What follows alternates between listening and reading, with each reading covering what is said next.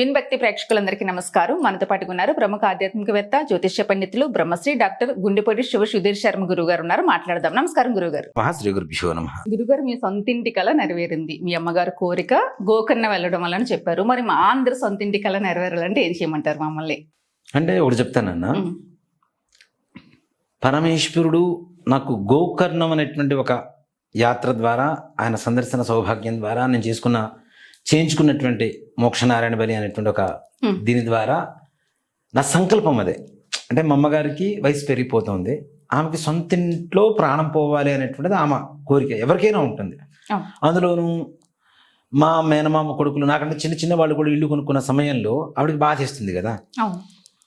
నేను మా మేనమామ కొడుకు గృహప్రవేశానికి వెళ్ళినప్పుడు మా అమ్మని తీసుకొని వెళ్ళాను. నేను వెళ్ళినప్పుడు వాడికి నాకు ఒక అవినాభావ సంబంధం ఉంటుంది. సొంత మేనమామ కొడుకే, వాడికి నేను మేనత కొడుకుని అవుతాను. వాడు ప్రకాశం జిల్లాలో ఎక్కడో మార్కాపురం అనే ఒక ఊర్లో ఉంటాడు మా వాడు. అయితే వాడు ఎక్కడో షర్ట్ కొంటాడు నాన్న.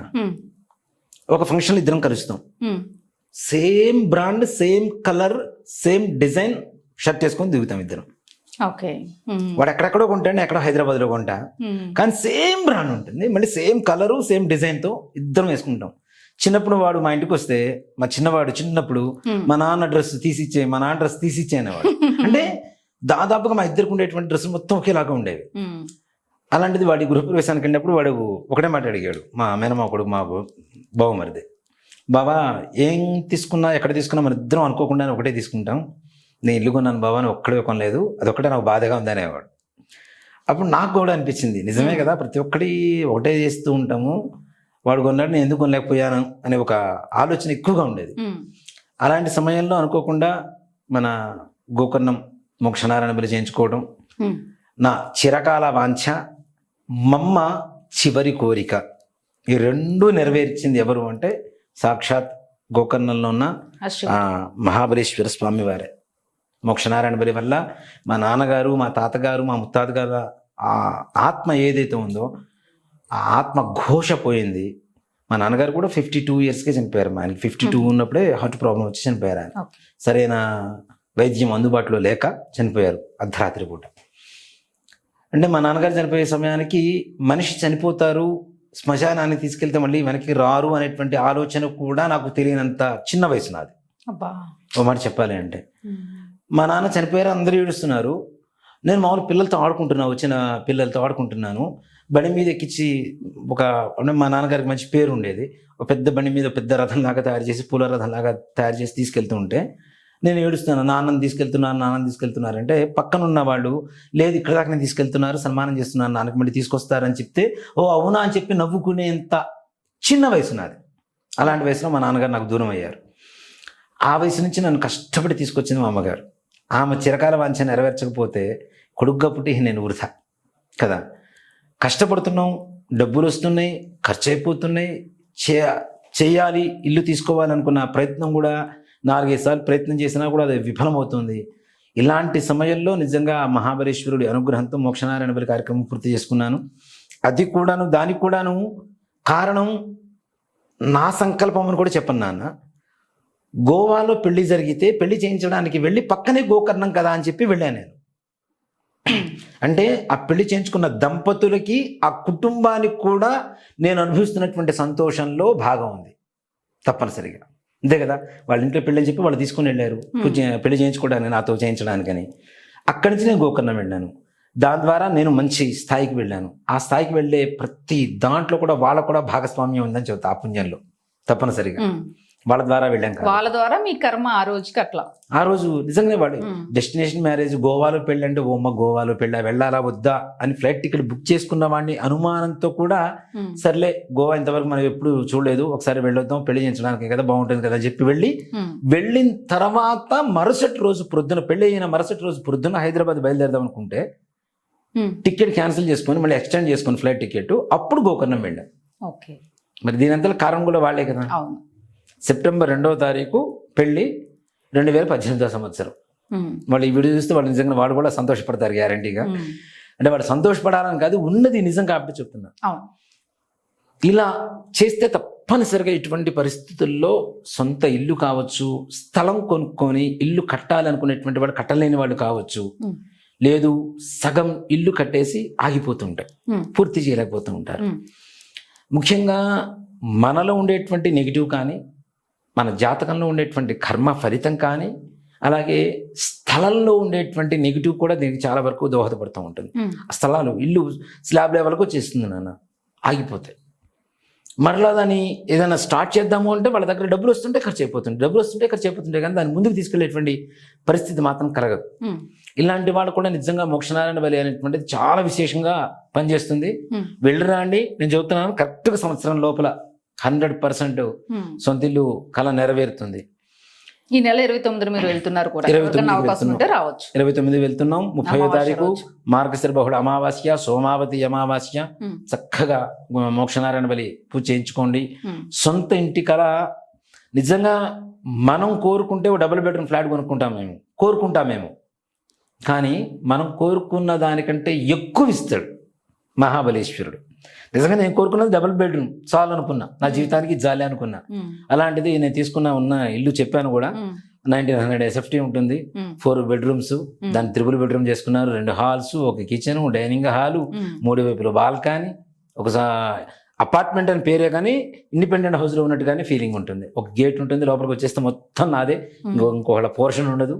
మొత్తం ఇల్లు చూసి నా మేనల్లుడు, అదే మా మేనమామ కొడుకు, తను ఇల్లు కొన్నప్పుడు ఇదే మాట అన్నాడని చెప్పాను కదా, నేను కొనుక్కున్నాను బాబా, నువ్వు ఎప్పుడు కొంటామని. ఆ తర్వాత నా ఇంటికి వచ్చాడు వాడు. ఇంటికి వచ్చి, బాబా ఇల్లు కొనమంటే ఇంద్రభవనం కొన్నామేంటి బాబా అన్నాడు. నాకు అప్పుడు ఆనందంగా అనిపించింది. అంతవరకు ఏదో ఇల్లు కొనుక్కున్నాను, సెకండ్స్లో తీసుకున్నాను, ఉన్న దాంట్లోనే ఉందాం అనుకున్నా. చిన్న చిన్న రిపేర్లు చేద్దామని స్టార్ట్ చేశాను. మొత్తం రిపేర్ చేశాను. ఆ ఇల్లు చూసిన తర్వాత ఇంటికి వచ్చి నరఘోష పెట్టకుండా ఎవరు వెళ్ళాల. ఈవెన్ మా అమ్మ కూడా తట్టుకోలేనంత ఆనందం వేసింది. ఆమె కూడా దగ్గర తీసుకొని, నాన్న ఇలానే ఉండాలి నాన్న, నువ్వు ఇంకా వృద్ధిలోకి రావా నాన్న అంటే, ఆవిడ కోరిక నెరవేరింది కదా. ఆవిడ కోరిక తీర్చడమే నా కోరిక. ఓ మాట చెప్పాలంటే అంతమించి వేరే కోరిక లేదు నాకు. అంత ఆనందంతో మా అమ్మగారి ప్రాణం నా సొంత ఇంట్లోనే పోయింది. ఆవిడకి ఇష్టమైనటువంటి ఒక స్థలం ఉంటుంది, ఒక దివాన్ కాట్ ఉంటుంది, అక్కడే పడుకుంటుంది. ఎంతసేపటికి పక్కన సీతారాముల విగ్రహాలు ఉంటాయి. లేచినప్పుడల్లా ఫస్ట్ వాళ్ళని చూస్తుంటుంది, జై శ్రీరామ్ ఉంటుంది, వాళ్ళకి నమస్కారం చేస్తుంటుంది. అక్కడి నుంచి లేచి ఆమె పనులు చేసుకుంటూ ఉంటుంది. ఆ స్థానంలోనే ఆమె ప్రాణం కూడా పోయింది, అమ్మగారి ప్రాణం కూడా. నిజంగానే ఇది భగవంతుడి సంకల్పం. అంటే నేను తీసుకున్నది 2018లో ఇల్లు తీసుకున్నా, 19లో గృహప్రవేశం చేసుకున్నాను. మా అమ్మగారి ప్రాణం పోవడం 2023లో పోయింది. ఆవిడ ఆ ఇంట్లో ప్రతి అంగుళం ఆవిడ అనుభవించిందని చెప్తా. ప్రతి అంగుళం. ఇంకా ఆమె తెలియ ప్లేస్ అంటే ఏం లేదు, అంతా తెలుసు ఆమెకి.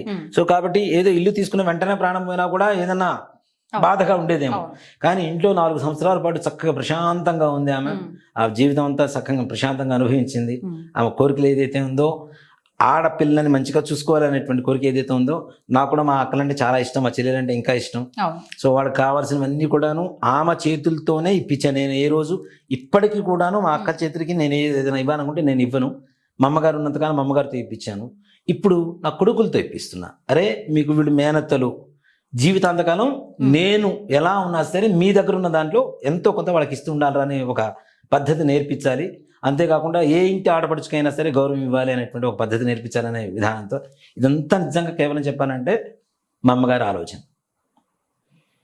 అంత మంచి ఆలోచన, అంత పాజిటివ్గా ఉన్న మనిషి కోరిక తీర్చాను కాబట్టి నిజంగా నేను సంతోషంగానే ఉన్నాను. ఆవిడ పోయినప్పుడు కూడా నేను ఏడవలేదమ్మా నిజంగా. అంటే చాలామంది అంటుంటారు నేను చాలా ఎమోషనల్, మా మదర్ అంటే చాలా ఇష్టం.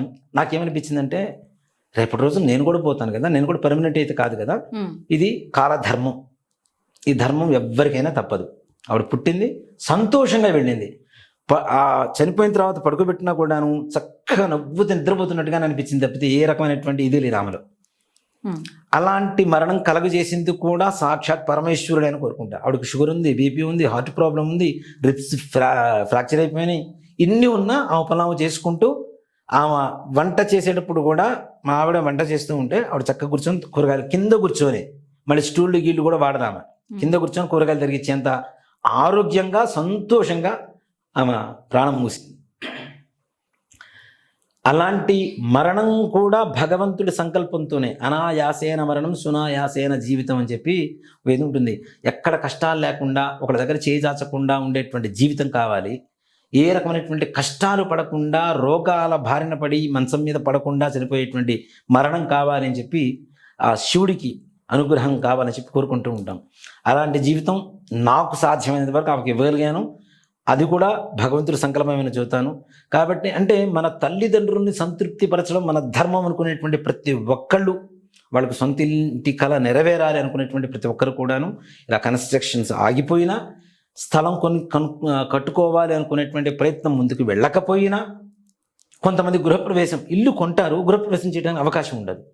ఏదో సంవత్సర సూతకం వల్ల ఏదో సంథింగ్ వాళ్ళకి ఏదో ఉండే ఇబ్బందుల వల్ల ఆగిపోతూ ఉంటారు.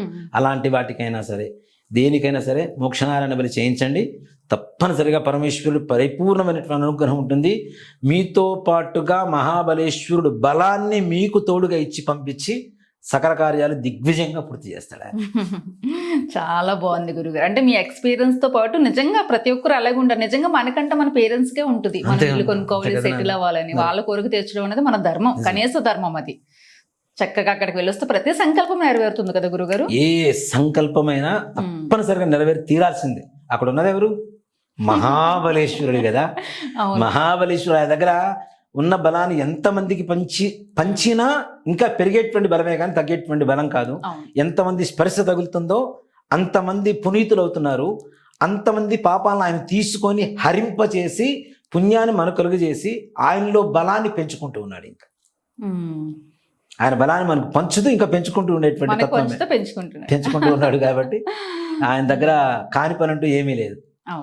అంటే అంతకుముందు కూడా చెప్పాను అన్న, నాకు శివుడు అంటే ఒకే శివాలయం, శివుడు అభిషేకం చేద్దాం, ఇది నా డ్యూటీగా ఉండేది. నాకు ఎప్పుడైతే గోకర్ణంలో మహాబలేశ్వరుని కనెక్ట్ అయిపోయానో, నా తల్లి తండ్రి లేరు కానీ నాకున్నారు. ఎవరు అంటే సాక్షాత్ శివుడు పార్వతి, అంతే వీళ్ళే. అక్కడ ఉండేటువంటి అమ్మవారు తామ్రగౌరి మహాబలేశ్వరుని నా తల్లిదండ్రులుగా ఇప్పటికీ నేను భావిస్తూనే ఉన్నాను. అంటే జగతపితరం వందే పార్వతీ పరమేశ్వరం అని చెప్పి చెబుతూ ఉంటాం మనం కదా. ప్రపంచం మొత్తానికి కూడా తల్లిదండ్రులు ఎవరంటే పార్వతీ పరమేశ్వరులు. అలాంటప్పుడు నాకెందుకు కారు? మా అమ్మ లేదు, మా నాన్న లేరు, నేను ఎందుకు బాధపడాలి? నాకు వీళ్ళు ఉన్నారు చాలు, అంతే. కనెక్ట్ అయిపోతే అదే ఫీల్ వస్తుంది గురువు. నిజంగా భక్తి అంటే అది. నాకు అంటే ఏజ్ ఫ్యాక్టర్ అని కూడా కాదు నాన్న. కొంతమందికి 7 ఏళ్ళకి 8 ఏళ్ళకి ఒక భావన కలుగుతూ ఉంటుంది. కొంతమందికి 50 ఏళ్ళకి కలుగుతుంది, కొంతమందికి 70 ఏళ్ళకి కలుగుతుంది, కొంతమందికి 80 ఏళ్ళకి కలుగుతుంది, కొంతమందికి అసలు కలగకుండానే అట్లనే వెళ్ళిపోతుంటారు.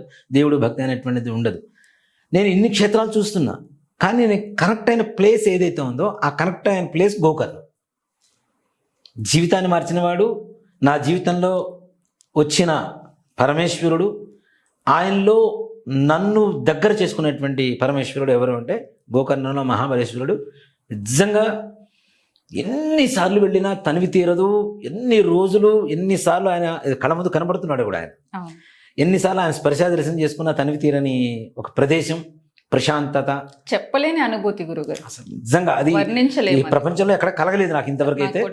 అంత కరుణామయుడు, దయామయుడు, పరిపూర్ణమైనటువంటి బోళా శంకరుడు మనందరినీ అనుగ్రహించేటువంటి మహాబలేశ్వరుడు. ఎందుకు కనెక్ట్ అయ్యారంటే మీరు మీ ద్వారా ఆయన చాలా మందికి దగ్గర వల్ల మధ్యలో మీరు ఉన్నారు. రాసున్నాడు, ఖచ్చితంగా అలా రాశాడు. కాబట్టి నన్ను అంటే ఇంతమంది అప్రోచ్ అవుతున్నారు, ఇంతమంది వెళ్తున్నాం. నిజంగా వీళ్ళందరి కర్మ విముక్తి కూడా, వెళ్ళొచ్చిన వాళ్ళందరూ మంచిగా ఉంటున్నారు. తప్పనిసరిగా పని అవ్వదు అనే వాళ్ళు అయితే ఎవరు ఉండరు నాన్న. అది మాత్రం ఖచ్చితమైన మాట. 100%. కొంచెం లేట్ అవ్వచ్చేమో కానీ మనం అనుకుంటే కొంతే అనుకుంటాం, ఆయన ఇచ్చేదానికి అంతే లేదు. ఆయన తెలుసు మనకేమి అంతే, అసలు అంతే ఉండదు. ఆయన ఇచ్చే ఆనందానికి మనం కోరుకుంటే కొంత ఆనందాన్ని కోరుకుంటాం, ఆయన ఇచ్చేదానికి అంతమే లేదు. అనంతమైనటువంటి ఆనందాన్ని ఇవ్వగలిగినటువంటి వాడే గోకర్ణ మహాబలేశ్వరుడు. మీరు నైట్ అంతా చెప్పమన్నా శివుడి గురించి ఎలానే చెప్తారు. అసలు గోకర్ణం గురించి మొత్తం ఇట్లా కూర్చొని చెప్తూ ఉండమన్నా చెప్తా, గ్యారెంటీ చెప్తూ ఉంటారు. అవును, అవదు, వీడియో కంటెంట్ కూడా అవదు. ఆయన పరమేశ్వరుడు అమ్మ, ఆయన అనుగ్రహం కలగాలి మనందరికి కూడా. కలిగింది గురువుగారు మీకు. మీ ద్వారా మా అందరికి ఖచ్చితంగా కలిగిందని నేను మనస్ఫూర్తిగా చెప్తున్నా. నాకైతే ఖచ్చితంగా కలిగింది. నాకు ఇంతమంది ద్వారా నాకు ఇన్నిసార్లు కలుగుతుంది. అవును, ఇంతమంది ద్వారా అవును. ఎన్నిసార్లు కలుగుతుంది. కాదనకుండా వస్తుంటారు మీరు ఇక సారీ. మరలా చూస్తే అతిశయోక్తి అనుకుంటారు. మీతో వచ్చినటువంటి దర్శనం అక్కడి నుంచి అదే దర్శనం చేసుకుంటూ మొదలు పెట్టాను నేను. అదే దర్శనానికి వెళ్తున్నా అంటే నాకు ఈ సమయానికి ఈ దర్శనం ఉంటుందన్న ఇది కూడా తెలియదు. మనం వెళ్ళినప్పుడే కలిగింది. అది ఒకటి సంకల్పించింది కాదు. మనం ఇటు తిరుగుతున్నాం, తిరిగిన వెంటనే చెక్కల ఉన్న బాక్స్ మొత్తం లాగేశారు. మనం వచ్చేద్దాం అనుకున్నాం. అనగానే నాకేదో ఆ వజ్రాల గుట్ట దొరికినట్టే 2-3 సార్లు టచ్ చేసి మళ్ళీ వచ్చేసేటప్పుడు కూడా పడిపోయారు దాని మీద. అంటే చిన్నపిల్లలు తాయిలం దొరికితే ఎలా వినపడతారు. మీ ఫేస్ లో అది కనిపించింది నాకు. నా చిన్నవాణి పెద్దవాణి తీసుకెళ్ళినప్పుడు కూడా, మా బాబుని తీసుకెళ్ళినప్పుడు కూడా చెప్పావు, రే ఇలాంటి దర్శనం దొరుకుతారా నాన్న, పట్టుకుంటారా. ఆయన్ని పట్టుకుంటే మనల్ని పట్టుకున్న కర్మలు మొత్తం విముక్తి కలుగుతాయి. ఎవరిని పట్టుకుంటే మన కర్మ విముక్తి కలుగుతుందో ఆయన అక్కడ ఉన్నాడు. ఆయన పట్టుకుంటే చాలు అన్ని విడిచిపోతాయి. కావలసినవన్నీ మనకేం కావాలో పరమేశ్వరుడి సంకల్పంతో అన్ని మన జీవితంలో చక్కగా సమకూరుతాయి. ఇంత ఆనందంతో చెప్తున్నాను అంటే ప్రతి ఒక్కరికి ఆనందం కావాలనే చెప్తున్నాను. కలగాలి, తప్పనిసరిగా ఆనందం కలగాలి. ప్రతి ఒక్కరు తప్పనిసరిగా సంతోషంగా ఉండాలని కదా టెంపుల్ కి వెళ్ళండి అని చెప్తాను. లేకపోతే ఇందులో ఏముంది గురువు గారు, మనకి పాజిటివ్ వైబ్స్ ఎలా ఉంటాయి నాన్న. అసలు లోపలికి వెళ్తుంటేనే ఏదో ఒక పవర్ స్టేషన్ కి వెళ్ళినట్టుగా ఉంటుంది. అక్కడ కొన్ని లాక్స్ వాట్స్ కనుక పవర్ ఎట్లా జనరేట్ అయ్యే ప్లేస్ లో ఎలా ఉంటుందో అంత పవర్ ఉంటుంది. లోపలికి వెళ్ళిపోతుంటేనే ఒక రకమైనటువంటి ఆనందం. అసలు మన ఫేస్, మన ముఖ కవళికలు మారిపోతాయి, మన గొంతు మారిపోతుంటుంది, మన కోరికలు మారిపోతుంటాయి, మన ఆలోచన మారిపోతుంటుంది. కేవలం అక్కడ ఆయన మీద పడి మనం నమస్కారం చేసుకోవడం ఒక్కడే తరువాయి. అంతే. మీకు చెప్తూ ఉంటే ఇంకా మీ ఫేస్ లో వైబ్రేషన్ కనిపించింది. చాలా చాలా చాలా ఆనందంగా ఉంటుంది అని తెలుసుకుంటుంటేనే. అందరూ వెళ్ళండి. అవకాశం అంటే ఈసారి గురుగారు 29th కి స్టార్ట్ అవుతున్నారు హైదరాబాద్ నుంచి. వెళ్ళండి గురుగారు. ఈ మన నెంబర్స్ రకరకాల మంది, ఒక్కసారి క్లారిటీ, ఇది గురుగారు అఫీషియల్ ఛానల్ అండి, గురుగారిదే. ఈ నెంబర్ వచ్చేది మాత్రం గురుగారు ఆఫీస్ నెంబర్. దీనికి కాంటాక్ట్ చేయండి దయచేసి చెప్తున్నాను. అంటే మేము చేస్తున్న వీడియోలకి వేరే వాళ్ళు ఎవరో మార్పింగ్ చేసి వాళ్ళ నెంబర్లు పెట్టుకొని చాలా మంది కూడా, అంటే ఇక్కడ ఆర్థికం ఒకటే మేము ఆలోచించడం లేదు. జనాలు మోసపోకూడదు, భక్తులు అనేటువంటి వాళ్ళు మోసపోకూడదు అనేటువంటి ఒక కేవలం ఆ సంకల్పంతోనే చెప్తున్నాను నేను. దయచేసి ఈ ఛానల్ ఫుల్ వీడియోలో వచ్చేటువంటి నెంబర్ ఏదైతే ఉంటుందో దానికి మాత్రమే కాంటాక్ట్ అవ్వండి తప్పనిసరిగా. దేనికంటే వేరే కొంతమంది ఇన్స్టాగ్రాముల్లో ఎవరో కోయిదోర్లు కానీ కొంతమంది ఉన్నారు, నెంబర్లు వాళ్ళ సొంత నెంబర్లు వేసేసుకుని వాటి మీద మోసం చేస్తున్నారు జనాన్ని. దయచేసి మీరు బాగుండాలి, మీరు మంచిగా ఉండాలి, మీకు కావాల్సిన సూచన మా ద్వారా కోరుకుంటున్నప్పుడు నా ద్వారానే మీకు అందాలి అనేటువంటి ఒక సంకల్పంతో చెప్తున్నాను. దయచేసి వేరే ఇన్స్టాగ్రామ్లో వాటిలో వచ్చేటువంటి నెంబర్ల మీద మీరు ఆధారపడకండి. దయచేసి కేవలం ఫుల్ వీడియోలో వచ్చేటువంటి నెంబర్ తీసుకోండి. ఆ నెంబర్తో మీరు తప్పనిసరిగా కాంటాక్ట్ అవ్వండి. మీరు నన్ను కలవగలిగేటువంటి అవకాశం కలుగుతుంది.